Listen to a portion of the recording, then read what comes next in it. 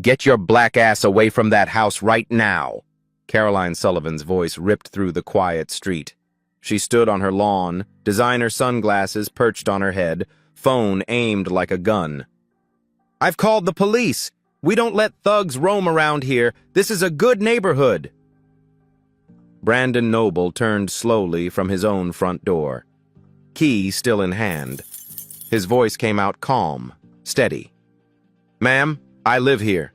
This is my house. Liar! I've seen you casing this place for weeks. The Harrisons would never sell to someone like you. Neighbors emerged onto porches. Phones rose, recording, watching. Brandon's shoulders dropped slightly. He'd been here before. Different street, same script. Sirens wailed in the distance, getting closer. Have you ever been accused of a crime in your own home, simply because of the color of your skin?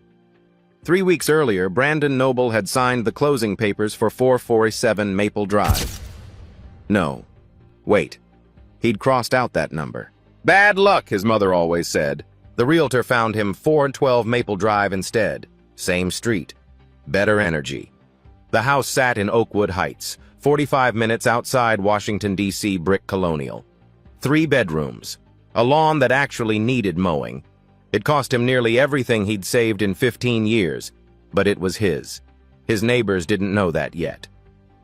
Oakwood Heights wasn't just a neighborhood, it was a statement. Gates at the entrance, security cameras that actually worked, an HOA that sent violation notices if your grass grew half an inch too tall. Houses here started at $800,000 and climbed fast. The marketing brochures called it family-friendly and increasingly diverse. Brandon had seen exactly 2 other black families during his walkthrough. Both seemed to avoid eye contact. He should have paid attention to that. Brandon pulled into his driveway at 11 on a Saturday morning.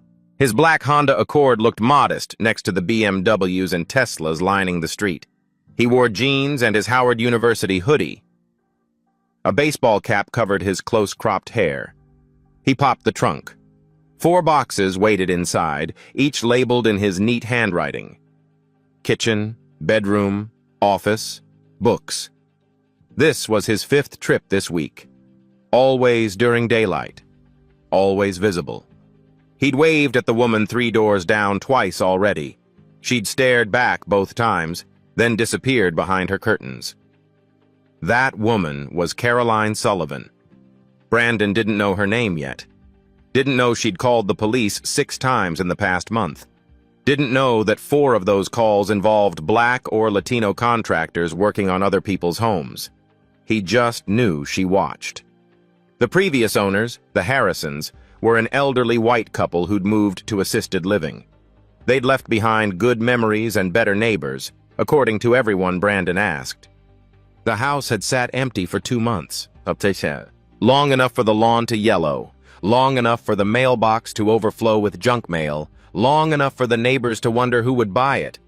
They'd assumed someone from the community, someone who looked like them, someone whose presence wouldn't require adjustment or thought. Then Brandon's offer came through. Cash sale, quick close, no complications. The for sale sign disappeared overnight. The neighborhood Facebook group erupted with speculation. Caroline Sullivan had posted first. Does anyone know who bought the Harrison house? I haven't seen any moving trucks. Seems odd. 12 comments followed, all variations of the same question. Who? Who? Who? Nobody asked Brandon directly. Nobody knocked on his door with a welcome basket. They just watched. Brandon grabbed 2 boxes from his trunk. The morning sun felt warm on his shoulders. Somewhere down the street, a lawnmower hummed. A dog barked.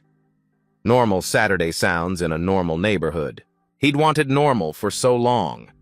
15 years as a deputy U.S. Marshal meant 15 years of abnormal. Chasing fugitives across state lines, protecting witnesses who'd testified against gang leaders, living in hotels and rental cars, always moving, never settled. This house was supposed to change that. He walked up his driveway, boxes balanced in his arms. His key ring hung from his pinky finger, jangling with each step. He could see his reflection in the front window. Just a man coming home. But that's not what Caroline Sullivan saw from 3 doors down. She saw a threat, an invasion, a violation of the unspoken rules that kept Oakwood Heights exactly the way she liked it. She'd been photographing his car all week, posting vague warnings online. Suspicious vehicle on Maple Drive. Same car, different times. Stay vigilant, neighbors. Nobody had connected the car to the new homeowner, because nobody expected the new homeowner to look like Brandon. He reached his front door, set down one box to free his hand. The key slid toward the lock. That's when Caroline's voice shattered everything. Brandon had handled armed fugitives. He'd stared down gang members with nothing to lose. He'd kicked in doors at dawn, adrenaline screaming through his veins. But nothing prepared him for the particular violence of a white woman's fear. Nothing prepared him for what happened next. "Get your black ass away from that house right now!" Brandon's hand froze. The key hung an inch from the lock. He turned slowly, carefully. Hands visible, non-threatening. Caroline Sullivan marched across her lawn like she owned the entire street. Maybe she thought she did. Her yoga pants probably cost more than Brandon's monthly car payment. Her highlighted hair bounced with each aggressive step. "I've called the police. We don't let thugs roam around here. This is a good neighborhood." Brandon took a breath, let it out slowly. This conversation had a script. He'd lived it before in parking lots, grocery stores, his own college campus. The script never changed, only the location. "Ma'am, I live here. This is my house." "Bullshit!" Caroline's face flushed red. Spittle formed at the corner of her mouth. "I've been watching you case this place for weeks, sneaking around at all hours. The Harrisons would never sell to someone like you." Someone like you. 3 words that carried centuries of weight. Brandon's neighbor from 2 doors down emerged onto her porch. Mrs. Peterson, according to the mailbox. She clutched her purse to her chest like Brandon might sprint over and snatch it. Her phone was already up, recording. "Ma'am," Brandon kept his voice level. Calm. The voice he used with frightened witnesses. "I purchased this property 3 weeks ago. I have the closing documents inside. If you'll just let you break in?" "I don't think so." Carolyn pulled out her phone. She held it up like evidence. "I have photos of you, dates and times. You've been stalking this house." More neighbors appeared. Mr. Davies from across the street, a young couple Brandon didn't recognize. The Carter family stood on their porch but didn't come closer. Their faces showed something different from the others. Not suspicion. Sadness, maybe. Recognition. "I wasn't stalking anything. I was moving my belongings into my house." "Your house." Caroline laughed, sharp and ugly. "You can't afford a house on this street. What did you do? Steal someone's identity? Forge some papers?" Brandon's jaw tightened. He'd apprehended fugitives wanted for murder. He'd testified in federal court against cartel members. He'd received commendations from 3 different U.S. attorneys general. And here he stood, being interrogated on his own property by a woman who'd probably never faced a real threat in her life. Sirens grew louder. 2 patrol cars rounded the corner, lights flashing. No sirens now, but the lights painted everything red and blue. Brandon's heartbeat kicked up. His training screamed at him, hands visible. "Don't reach for anything. Stay calm. Comply." The first car stopped at an angle, blocking his driveway. Detective James Mitchell stepped out. White, 40s, hand resting on his belt, close to his weapon. His partner, Officer Davis, emerged from the passenger side, younger, nervous eyes, hand also near his holster. They didn't approach Caroline first. They walked straight to Brandon. "Sir, step away from the door." Mitchell's voice carried authority, the kind that didn't expect questions. Brandon stepped back, hands at his sides, visible. Officers, I'm the homeowner. This is a misunderstanding. Sir, we received a call about a burglary in progress. Mitchell's eyes scanned Brandon head to toe, taking in the hoodie, the baseball cap, the skin color that made everything suspicious. Do you have identification? I do. It's in my wallet. In my back pocket. Keep your hands where I can see them. Mitchell moved closer. I'll retrieve it. The humiliation burned, standing on his own lawn while a police officer searched him like a suspect. Neighbors watching, phones recording. Mrs. Peterson whispered to Mr. Davies. Their words didn't carry, but their meaning did. Mitchell pulled Brandon's wallet from his pocket, flipped it open, read the driver's license. Brandon Noble, 412 Maple Drive. Mitchell looked up, suspicious still etched in his expression. This address? Yes, sir, that's my address. I own this house. Caroline pushed forward. Don't believe him, he's lying. Check for wants and warrants. He's probably got a record. Officer Davis spoke into his radio, reading Brandon's information, running his name through the system. Brandon knew what they'd find. Nothing. Not even a speeding ticket. But it would take time. And during that time, he'd stand here, watched, judged, guilty until proven innocent. Mitchell held up the license. Sir, having an ID with this address doesn't prove ownership. Could be fake. Could be stolen. My closing documents are inside the house. I can show you. You're not going inside anywhere until we verify your story. Mitchell's tone hardened. For all we know, you broke in earlier and planted fake documents. Brandon's hands curled into fists, then released. Control. Maintain control. Officer, I understand you're responding to a call, but I haven't committed any crime. I'm standing at my own front door with my own key. Then you won't mind waiting while we verify that. It wasn't a question. Caroline's voice rang out again. See? He can't prove anything. I told you. Check the house for stolen items.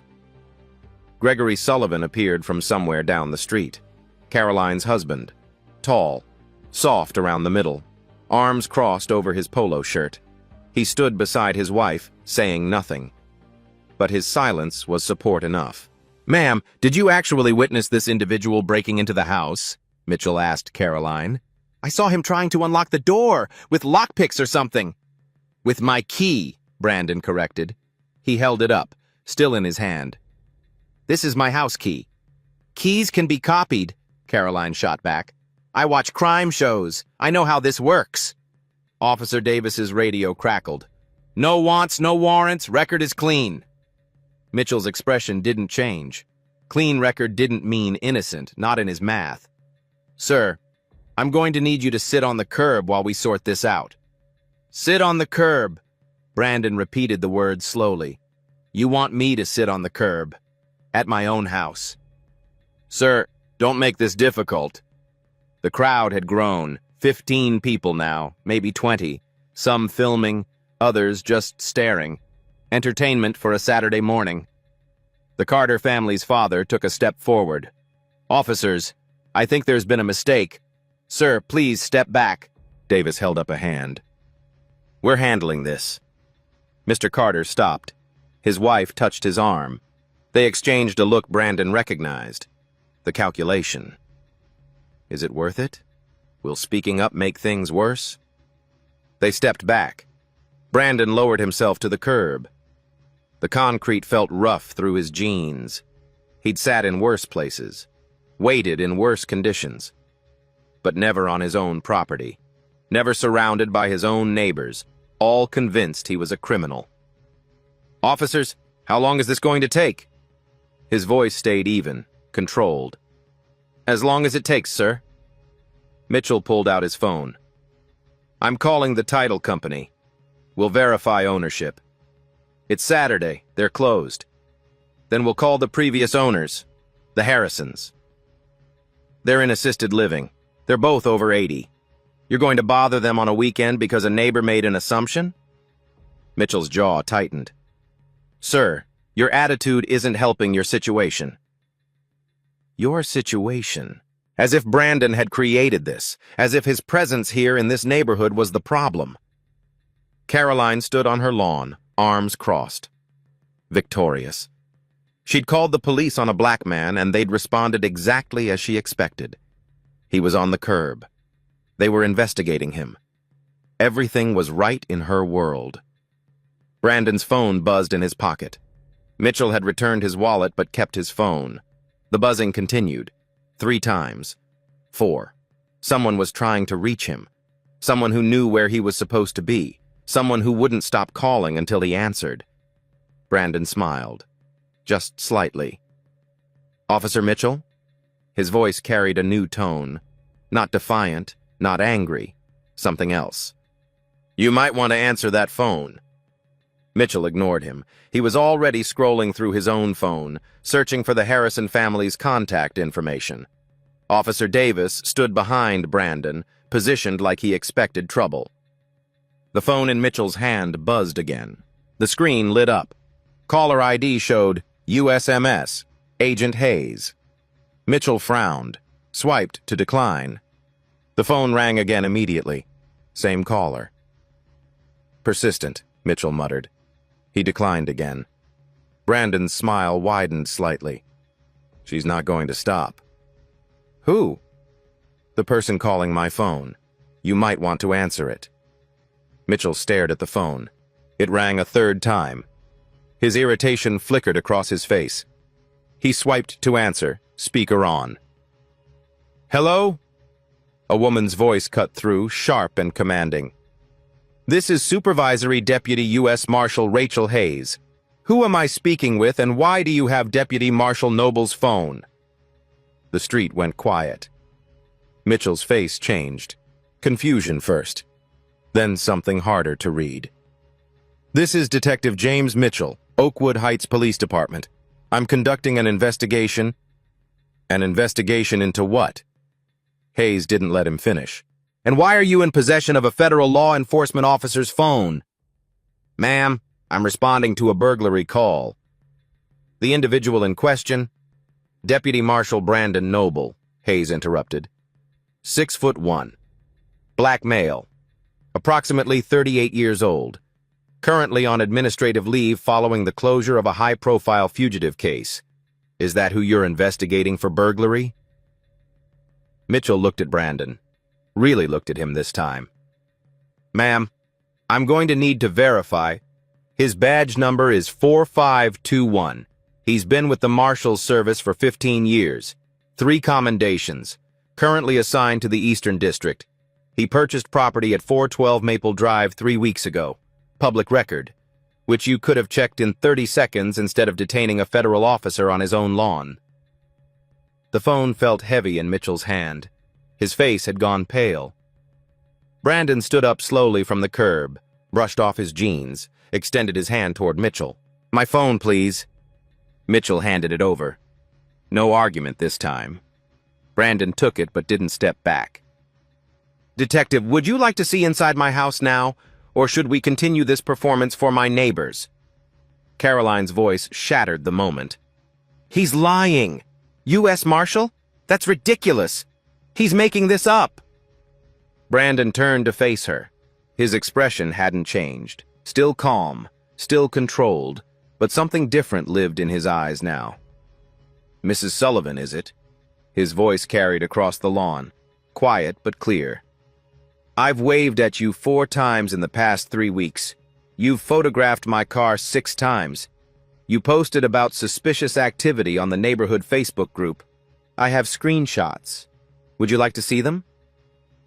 Caroline's mouth opened, closed, opened again. I was just being cautious.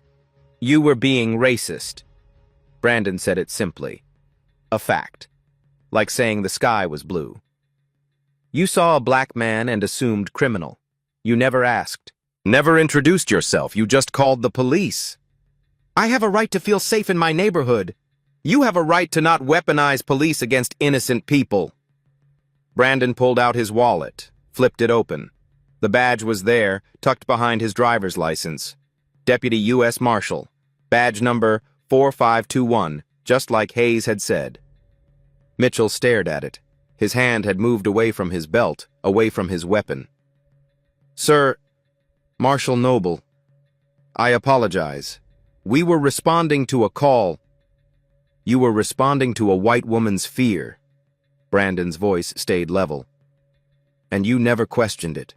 You saw me, saw my skin color, and assumed I was the threat." A black SUV pulled up behind the patrol cars. Government plates, tinted windows. The door opened and Agent Rachel Hayes stepped out. She was everything Caroline Sullivan wasn't. Confident, direct, unimpressed by the suburban theater playing out before her. Hayes was black, 40-something, hair pulled back in a tight bun. Suit that probably cost more than Caroline's yoga outfit, but worn for function, not fashion. Her credentials hung from her neck. Her presence commanded the space immediately. "Noble." She nodded at Brandon. "You okay?" "I've been better." Hayes turned to Mitchell. "Detective, Supervisory Deputy U.S. Marshal Rachel Hayes. Want to explain why my colleague was detained on his own property?" Mitchell's professional mask slipped. "Ma'am, we received a 911 call reporting a burglary in progress. And in the 45 minutes since you arrived, did you verify property records? Contact the title company? Check county records online? Any actual investigation?" Mitchell said nothing. "Or did you just see a black man and decide he must be guilty?" Hayes let the question hang. "Because from where I'm standing, this looks like a civil rights violation. Multiple violations, actually." Officer Davis shifted uncomfortably. His hand had long since moved away from his weapon. He looked young suddenly, unprepared for this conversation. Hayes wasn't finished. "Let me guess. You ran his ID, found nothing. But you still made him wait. Still treated him like a suspect. Still humiliated him in front of his neighbors. We were being thorough. You were being biased." Hayes stepped closer to Mitchell. Not threatening, just factual. "Deputy Noble has been moving into this house for 3 weeks, in broad daylight, carrying clearly labeled boxes, normal homeowner behavior, but nobody in this neighborhood bothered to introduce themselves or ask questions. They just assumed, and you validated those assumptions." Caroline tried again. "How was I supposed to know he's a marshal? He doesn't look—" "Doesn't look like what, Mrs. Sullivan?" Hayes turned her attention to Caroline now. "Doesn't look like law enforcement? Doesn't look like he belongs in this neighborhood? Finish that sentence for me." Caroline's face flushed. "I didn't mean—" "Yes, you did," Brandon spoke quietly. "You meant exactly what you said. You've been watching me for weeks. You never once considered that I might actually live here, because in your mind, people who look like me don't belong in places like this." Gregory Sullivan finally spoke. His voice came out defensive. "Now wait a minute. My wife was trying to protect the neighborhood. Your wife filed a false police report." Hayes pulled out her phone, pulled up notes. "According to county records, Caroline Sullivan has called police 14 times in the past 12 months. 13 of those calls involved people of color, landscapers, delivery drivers, contractors. Want to guess how many resulted in actual crimes?" Silence. 0. Hayes let that sink in. "Not one. But she keeps calling, and you keep responding, and innocent people keep getting harassed." The crowd had grown quieter. Some neighbors had drifted back inside. Others stood frozen, realizing their entertainment had become something uglier, something they'd participated in. Mrs. Peterson lowered her phone, stopped recording. Her face showed discomfort now, not suspicion. Mr. Davies cleared his throat. "We didn't know—" "You didn't ask." Brandon cut him off. "That's the problem. You saw me. You had questions. But instead of introducing yourselves like neighbors, you whispered. You watched. You assumed the worst." The Carter family's father stepped forward again. This time, Officer Davis didn't stop him. Mr. Noble, I'm David Carter. This is my wife, Susan. We live 2 doors down. He extended his hand. I'm sorry this happened. We should have said something earlier. We understand what this is. Brandon shook his hand. The first friendly gesture he'd received on this street. Hayes turned back to Mitchell. Lieutenant Anderson is on his way. Your supervisor. He and I are going to have a conversation about how this department responds to calls involving people of color. In the meantime, Deputy Noble is going inside his house. His house. And if you have any objection to that, we can make this a federal incident right now. Mitchell shook his head quickly. No objection, ma'am. Good. Hayes gestured to Brandon.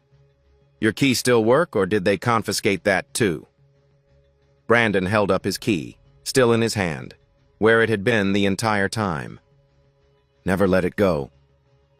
He walked to his front door, inserted the key. It turned smoothly. The door opened. Inside, moving boxes sat exactly where he'd left them. His furniture, his belongings, his life.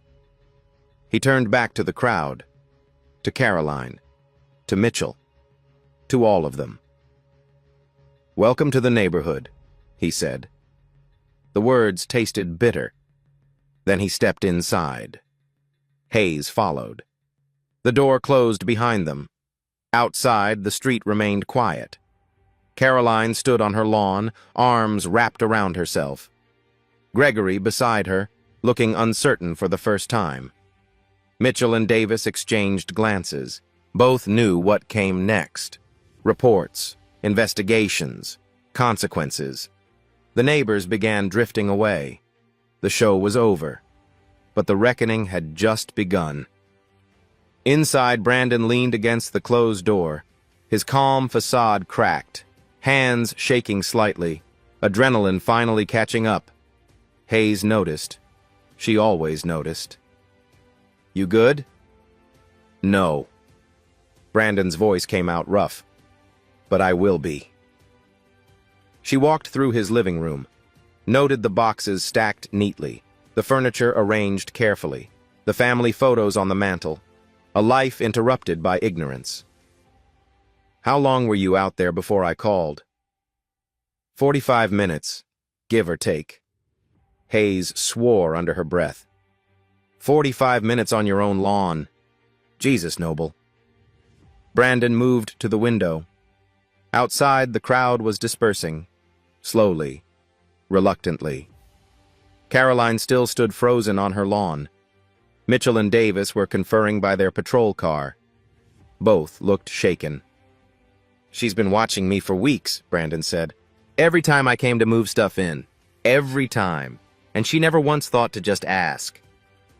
Because asking would require seeing you as human. Hayes joined him at the window. Easier to see a threat. A third patrol car arrived. Lieutenant Stephen Anderson emerged. Older. Gray at the temples. 25 years on the force, if Brandon had to guess. The kind of cop who'd seen everything and assumed he knew everything. Anderson spoke with Mitchell. Even through the window, Brandon could see Mitchell's body language change. Defensive, explanatory, gesturing toward the house. Anderson's face darkened as he listened. Hayes pulled out her phone. Time to make this official. She stepped onto the front porch. Brandon followed. The street's attention snapped back to them immediately. Lieutenant Anderson? Hayes called out. Her voice carried authority that made Anderson turn. Supervisory Deputy U.S. Marshal Rachel Hayes, we need to talk. Anderson approached, his stride confident until he got close enough to see Hayes's credentials. Then he slowed, recalculating. Ma'am, I understand there's been a misunderstanding. A misunderstanding. Hayes repeated the word like it tasted bad. Is that what you call detaining a federal law enforcement officer without cause for 3/4 of an hour? My officers responded to a burglary call. Your officers violated Deputy Noble's Fourth Amendment rights. Hayes wasn't raising her voice. Didn't need to. unlawful detention, illegal search of his person, seizure of his property, implied threats when he exercised his constitutional rights. All of it on video, I'm sure. Anderson glanced at the neighbors. Several phones were still visible, recording everything. Ma'am, if Deputy Noble had identified himself, he shouldn't have to. Brandon stepped forward now.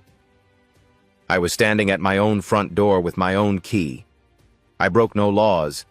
I gave no probable cause, but because Mrs. Sullivan called and said I looked suspicious, your officers assumed I was guilty. Anderson's jaw tightened. Sir, we have to respond to all calls. But you don't have to violate people's rights. Brandon pulled out his phone, opened his photos, turned the screen toward Anderson. These are screenshots from the neighborhood Facebook group. Mrs. Sullivan has posted about me 6 times in 3 weeks. Suspicious vehicle. Unknown person. Possible criminal activity. All while I was legally moving into my own house. He swiped to the next image. Here's her post from 4 days ago. Dark-skinned male repeatedly visiting Harrison property. Recommend increased patrols. Dark-skinned male. Not person. Not neighbor. Dark-skinned male. Anderson looked at the phone. His expression shifted. Not quite shame, but something adjacent to it. Hayes continued. Lieutenant, I'm filing a formal complaint with your department and with the Civil Rights Division of the Department of Justice. This isn't just about today. This is about a pattern of discriminatory policing that puts innocent people at risk. That's not necessary, Anderson started. It absolutely is necessary. Hayes cut him off. Because if it happened to a U.S. Marshal with 15 years of service, what happens to regular citizens who don't have a badge? What happens to the black teenager walking home, the Latino contractor doing his job, the Asian family moving into the neighborhood? The Carter family was still on their porch. Susan Carter nodded slightly. David Carter's face showed recognition. They'd lived this too. Brandon turned to Caroline. She'd inched closer during the conversation, still defiant despite everything. Mrs. Sullivan, do you want to know what I do for a living? His voice stayed calm, almost gentle.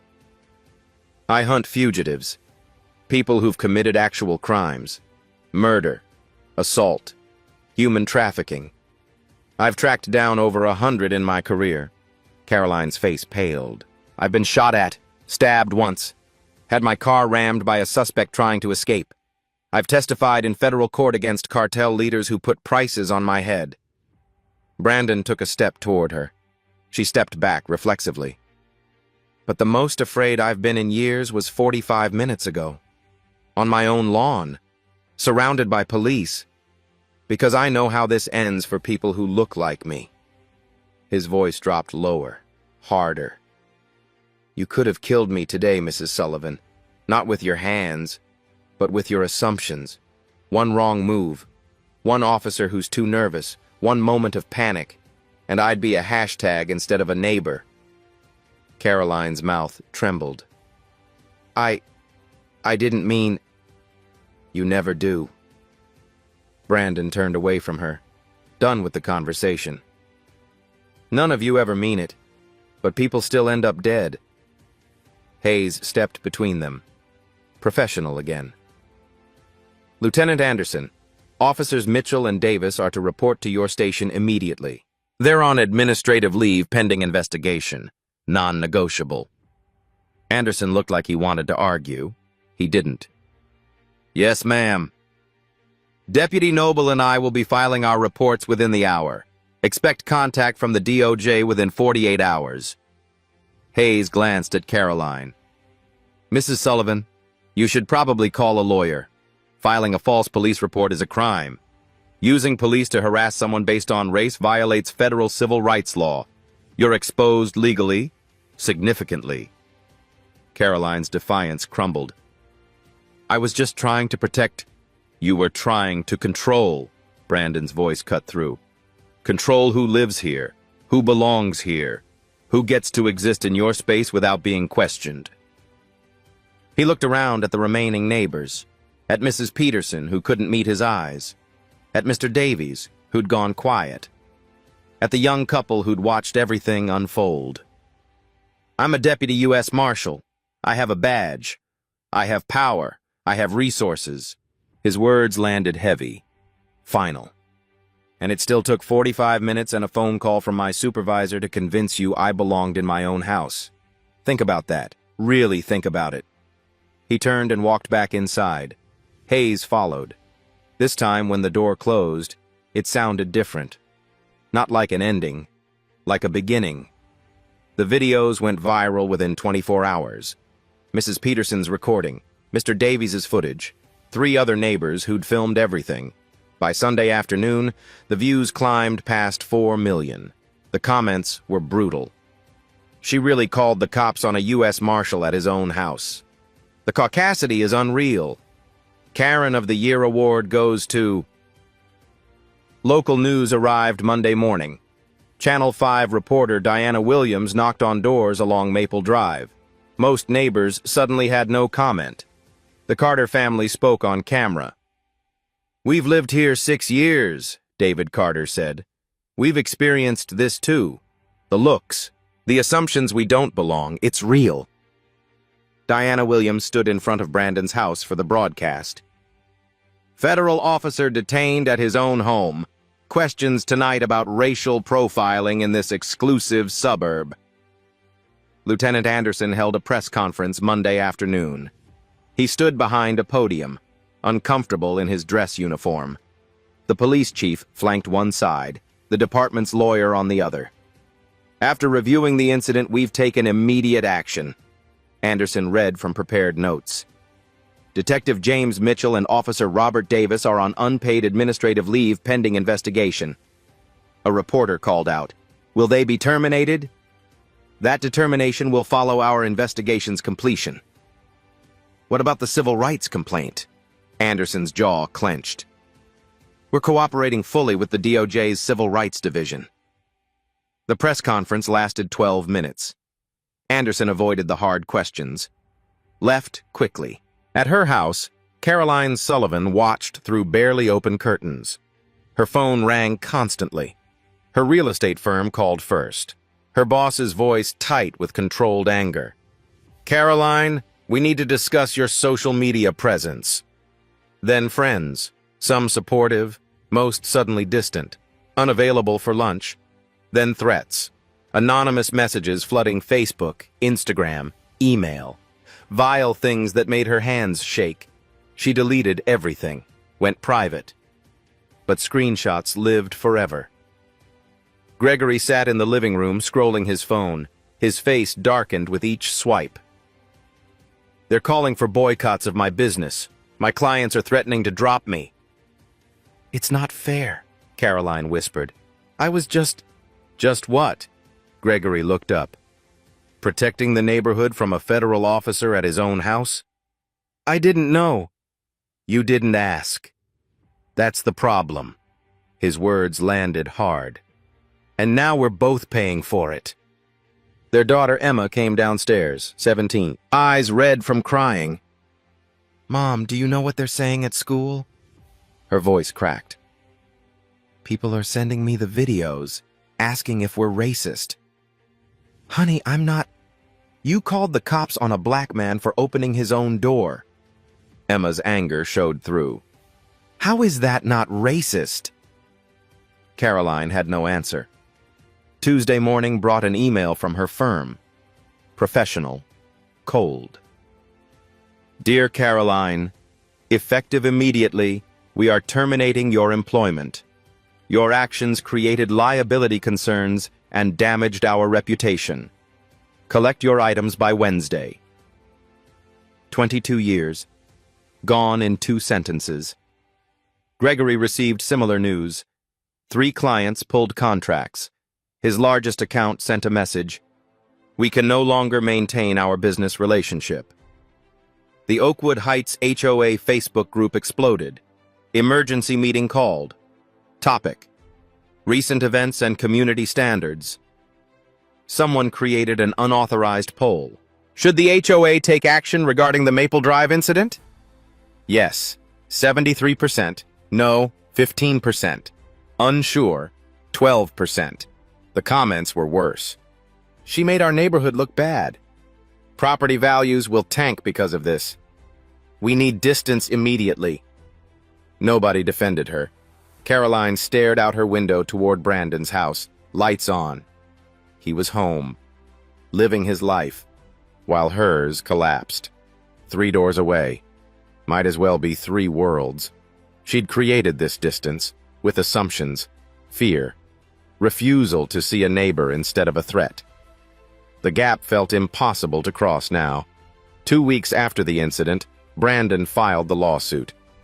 Federal Court, Eastern District, civil rights violation under 42 U.S.C. Sector 1983. The legal language was dense, but the message was clear. Caroline Sullivan, Gregory Sullivan, Oakwood Heights Police Department, all named as defendants. The complaint laid out everything: timeline of events, pattern of behavior, damages sought. Brandon's attorney was thorough, meticulous. Every Facebook post, every photo Caroline had taken, every police call she'd made in the past year. 14 calls total, 13 involving people of color, 0 resulting in actual crimes. The pattern was undeniable. The police department settled within days. Their lawyers knew a losing case when they saw one. $350,000 to Brandon. Mandatory bias training for all officers. Policy changes for responding to suspicious person calls. Body cameras required, no exceptions. Mitchell and Davis were terminated. No appeal, no second chances. Anderson was demoted to patrol officer, 6-month suspension without pay. His pension remained intact, but his authority was gone. The department issued a public apology, read by the police chief at a community meeting. The words sounded hollow, performative. But they were on record now. Caroline and Gregory didn't settle. Their attorney advised it, strongly. This case is a loser. The evidence is overwhelming. Settle now, minimize damage. Caroline refused. I won't admit to being racist. I was protecting my neighborhood. So they went to trial. Judge Patricia Moore presided, 62 years old, black, 20 years on the federal bench, known for her sharp questions and 0 tolerance for nonsense. The trial began on a cold morning in November, 6 months after the incident on Maple Drive. Brandon sat at the plaintiff's table, suit and tie, clean cut, professional. He looked exactly like what he was, a federal law enforcement officer. Caroline sat across the aisle. She'd lost weight. Stress had carved lines around her eyes. Her designer clothes couldn't hide the exhaustion. Gregory sat beside her, staring straight ahead. Their marriage was already fracturing. This trial was just making it public. Brandon's attorney opened strong. This case is about assumptions, about what happens when someone sees a black man and immediately thinks criminal. Deputy Marshal Noble was moving into his own home, his own property, legally purchased. But Mrs. Sullivan saw his skin color and called the police. She displayed the Facebook posts on a large screen. Caroline's words, blown up for the jury to read. Dark-skinned male repeatedly visiting Harrison property. Suspicious vehicle, same car, different times. Unknown person lurking around neighborhood. Deputy Noble waved at Mrs. Sullivan 4 times. She never waved back, never introduced herself, never asked a single question. She just watched, photographed, and called the police. The attorney paused. Let that sink in. Ladies and gentlemen, this isn't about neighborhood safety. This is about who Mrs. Sullivan believed belonged in her neighborhood, and who didn't. Caroline's attorney tried damage control during his opening. My client was concerned. She'd never seen this individual before. The previous owners hadn't mentioned selling. She was being cautious, not racist. Judge Moore's expression suggested she wasn't buying it. Brandon testified first, his voice steady, factual. He recounted every detail, the moment Caroline shouted, the police arrival, the 45 minutes on his own lawn. "I've been a U.S. Marshal for 15 years, he said. "I've faced armed fugitives, dangerous criminals. But I've never felt as powerless as I did that morning, standing at my own door, being treated like a suspect, in front of my neighbors." Caroline's attorney cross-examined. "Deputy Noble, isn't it true you were dressed casually? Hoodie and baseball cap?" "I was dressed like a homeowner moving boxes on a Saturday morning." "But you could see how that might look suspicious." "Suspicious to whom?" Brandon leaned forward slightly. "To someone who sees a black man and assumes criminal?" "Yes." "To someone who sees a neighbor?" "No." The attorney tried again. "You never identified yourself as a marshal." "I shouldn't have to.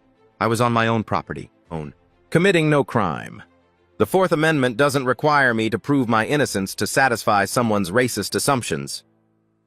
Judge Moore nodded slightly. Point to Brandon. Expert witnesses followed. Dr. Jennifer Washington, psychologist specializing in implicit bias. "Mrs. Sullivan's pattern of behavior demonstrates clear racial bias," Dr. Washington testified. 14 police calls, 13 targeting people of color. This isn't coincidence. This is systematic. The defense called character witnesses, neighbors who claimed Caroline was always helpful and community-minded. Brandon's attorney destroyed them on cross-examination. "Did Mrs. Sullivan ever call police on white contractors?" I don't recall." "Did she ever photograph white visitors to the neighborhood?" "Not that I know of." "So her concern only activated for people of color?" Silence. Caroline took the stand against her attorney's advice. She couldn't stay quiet. Couldn't let the accusation stand without defending herself. It was a disaster. "Mrs. Sullivan, you posted that Deputy Noble was a dark-skinned male. Why not just say man or person?" "I was being descriptive." "You were being racial. You made his skin color the defining characteristic." Caroline's face flushed. "That's not what I meant." "What did you mean?" Judge Moore interjected. "Explain to this court why a man's skin color was relevant to whether he belonged at that house." Caroline stammered. He looked out of place." "Out of place how?" The silence stretched. Caroline had no answer that wasn't racist. Brandon's attorney continued. "Mrs. Sullivan, in your deposition you said you'd never seen him before. But Deputy Noble testified he waved at you 4 times. Was he lying?" "No, but I didn't know who he was." "You didn't ask. You could have walked over, introduced yourself, said, 'Hi, are you the new neighbor?' But you didn't. Why?" Another silence. Another, "Because you'd already decided who he was, what he was, based solely on his appearance." The jury deliberated 3 hours. They returned with a verdict. Liable on all counts. Compensatory damages, $500,000. Punitive damages, $1.2 million. Caroline gasped audibly. Gregory's face went pale. Judge Moore addressed them directly from the bench. "Mrs. Sullivan, you weaponized police against an innocent man. You used your privilege and your fear to endanger someone's life. This court cannot and will not tolerate such behavior." She paused. Let the weight settle. "Your actions represent everything wrong with assumptions based on race. You saw a black man and assumed criminality. The consequences of such assumptions can be fatal. Today, they're merely financial. Consider yourself fortunate." The gavel came down. Outside the courthouse, reporters swarmed. Brandon stood at the microphone, Hayes beside him. "This verdict isn't just about me," he said. "It's about every black person who's been questioned in their own neighborhood. Every person of color who's been treated as suspicious for simply existing. The law won today. But the fight isn't over." Diana Williams asked the final question. "What message do you hope this sends?" Brandon looked directly at the camera. See people, not stereotypes. Ask questions. Don't make assumptions. And understand that calling the police on someone isn't a neutral act. It can have deadly consequences. Mrs. Sullivan is lucky I'm here to file a lawsuit. Others haven't been so fortunate. The verdict made national news that night. Caroline and Gregory's faces broadcast across every major network. The verdict amount scrolled beneath, $1.7 million. Justice delivered. 6 months later, Brandon stood in his backyard. The garden he'd planted had bloomed. Tomatoes ripened on the vine. Herbs filled the air with their scent. The fence he'd painted gleamed white in the afternoon sun. His home. Finally. The smell of burgers drifted from the grill. Voices filled the yard. Laughter. Conversation. Life. David and Susan Carter arrived first, carrying a homemade pie. Their kids ran straight to the swing set Brandon had installed last month. Hayes showed up with a case of beer and her trademark directness. "Nice place, Noble. About time you let people see it." More neighbors filtered in. The new families who'd moved in after the trial. Younger, diverse, open. The old guard had mostly left. Property values dipped briefly after the news coverage, then recovered stronger. Oakwood Heights was changing. Slowly, painfully, but changing. Mrs. Peterson knocked hesitantly at the gate. Brandon saw her through the fence, paused, then opened it. "I know I'm probably not welcome," she said quietly. "But I wanted to apologize. For real this time. Not because lawyers told me to." Brandon studied her face, saw genuine remorse, not performance, not legal strategy, real discomfort with who she'd been. "Come in," he said. She cried when she saw the garden. "You've made it beautiful." "I'm trying." The conversation at the grill turned to his new role. Supervisory Deputy U.S. Marshal now, promoted 3 months ago. But the promotion came with a different responsibility. Brandon traveled to police academies across the country, teaching, training, using his story as a case study in what not to do. "I tell them about that morning," he said to the group gathered around. "About standing at my own door. About feeling powerless despite my badge, my training, my authority. If it can happen to me, it can happen to anyone." Hayes raised her beer. "To using pain as a teaching tool." Everyone drank to that. The Sullivans were gone now. Divorced. House sold to pay the judgment. Caroline moved to another state. Gregory's business never recovered. Their daughter Emma had reached out once. A letter. Handwritten. Apologizing for her mother. Trying to understand how she'd been raised in such blindness. Brandon had written back. Brief but kind. "You're not responsible for your parents' choices.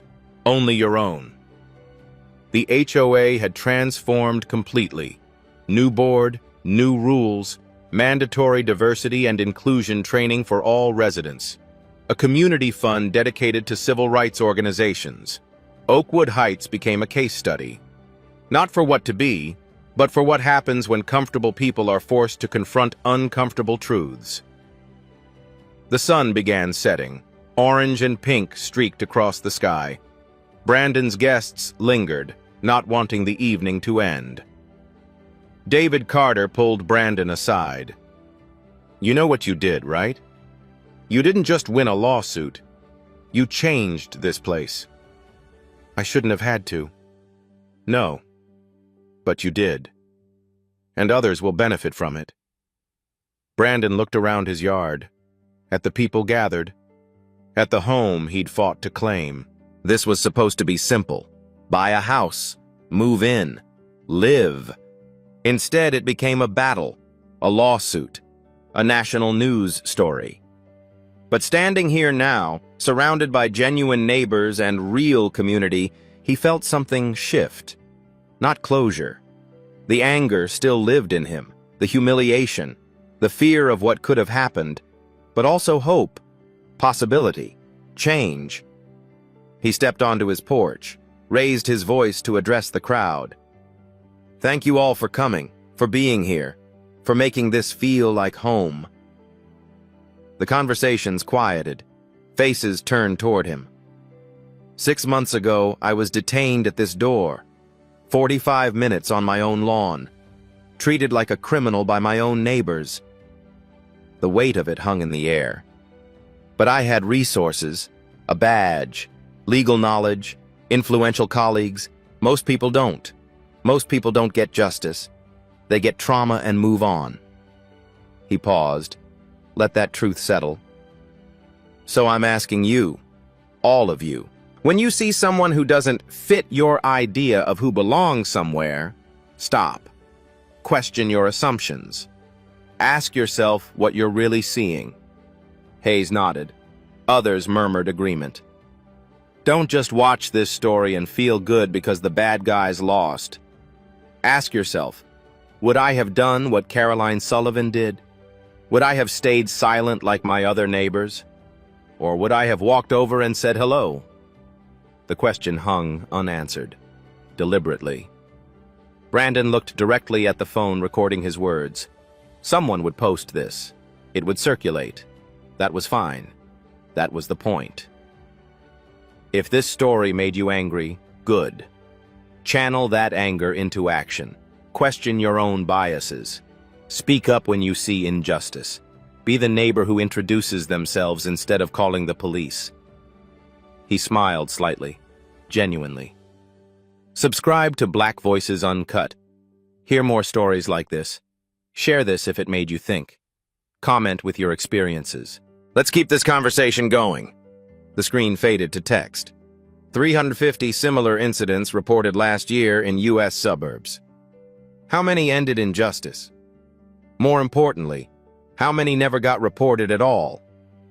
Final image, Brandon at his front door, key in hand, looking at the camera. His voice, quiet but firm. The next time you see someone who doesn't fit, ask yourself, what am I really seeing, and what am I missing? Justice served, but the fight continues. Don't just watch, act.